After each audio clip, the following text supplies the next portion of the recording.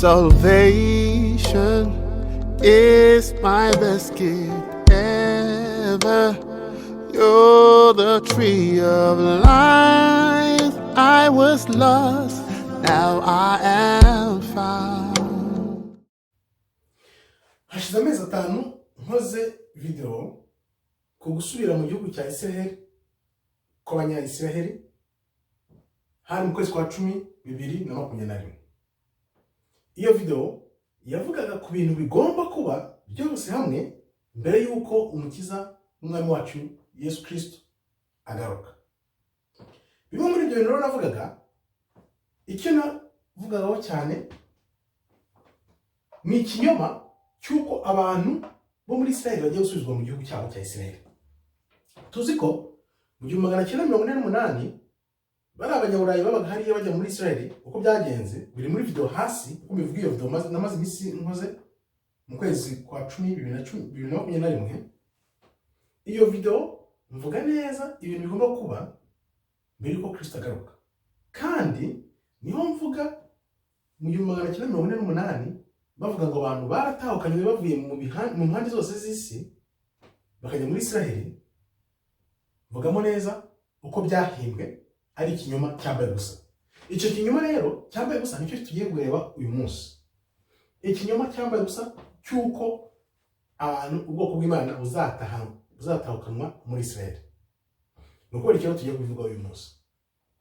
Tuzi neza kugira ngo ikinyoma kitakanwa ry'abantu muri Israel kibe, nuko satani azi neza ko Imana nayo ifite umugambi wo kuvana ubwoko bwayo hirya no hino aho bwatataniye kugira ngo ibugarure mu gihugu cyabo cy'isezerano, noneho yerekana abantu bayo banyabo. Kuri iyo mpamvu rero satani agerageza kugenda imbere y'ibihe, ariko Imana igendera ku gihe uko bimeze kose. Bivuze ngo iki rero? Satani ubu afite umuhate wo kugira ngo ashyiremo ingufu azana abantu bose bari ku isi hose, noneho avuga ati ntimureba ko gutahuka abantu Imana yabikoze. Ariyo mpamvu iriya ntambara yo muri Ukraine no mu Burusiya iri gufata intera. Ngira ngo mwikumva ko bari kuzamo ngo abanya-Israel baba muri Ukraine, ababa muri Poland, muri Pologne, ngo barashaka gutaha muri Israel, no bavuge ngo ntimureba ubwoko bw'Imana bwatahukana. Ariko twakibaza tuti bizagenda gute? Bizakorwa n'umuntu? Ni abantu bazabikora babishyira mu bikorwa bavuga ngo Imana yabikoze. Kandi tuzi neza ko gutahukanwa k'ubwoko bw'Imana ntabwo buzakorwa na muntu. Imana itubwira ko muri Bibiliya kari ubwayo n'ukuboko kwayo kw'ingufu kuzatahukana abantu kuva mu mpande enye z'isi. Ntabwo bizakorwa na muntu, bizakorwa n'Imana. Aho rero niho tuzamenyera yuko icyo kinyoma niba bakubwira ngo batahukanye abantu bavanye mu bihugu byose byo mu isi basuye iwabo, uzahita uvuga uti ibyo ntabwo biri bumfate. Katurebe rero kubera iki hari gushyirwamo ingufu nyinshi cyane kugira ngo abantu batahe. Bari gusiganwa n'igihe, kandi bashaka komeza kongeza ikinyoma cyabo ku isi hose, bagashyiramo ingufu. Izo ngufu rero bashyiramo ni ukugira ngo bafatirane abantu batari bakanguka, noneho ngo babeshye bavuge bati ntimureba dore abantu bose batahutse muri Israel. Kandi wibuke ko mu 1948 ko nabivuze babeshye ko nanone byarangiye Imana yatahukanye abantu. 1948 nta Kristo twabonye agaruka.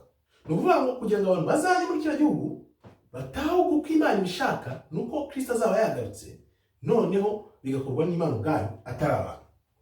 Ibi rero ikinyoma ni iki? Muri Yeremiya 16:19 handitse ko abantu bose nibamara kubona ko ibyo umuntu yakoze, avuga ngo yagaruye ubwoko bw'Imana abantu mu bihugu byose akabisubiza mu gihugu cye, icyo kinyoma kizagaragara kubera ko kitazafata. Noneho abantu bose bakanguka bavuga bati ni koko abasokuruza bacu barazwe ikinyoma. Bahita babona ko nyine ari ikinyoma, noneho barire bikubita hasi kugira ngo Imana baheruke yababarira.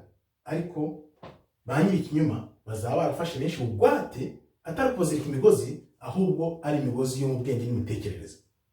Ngaho rero uhumuke ukanguke, ntuzashukwe cyangwa ubeshywe cyangwa ufate bugwate mu bitekerezo byawe, nawe iyo migozi ntizakuzirike ngo iguhambire ubure ijuru. Murakoze rero, Imana ikomeze ibarinde. Shalom, shalom, shalom.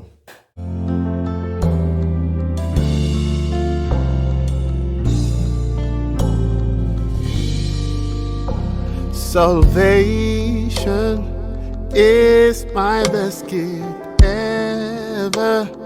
You're the tree of life. I was lost, now I am found.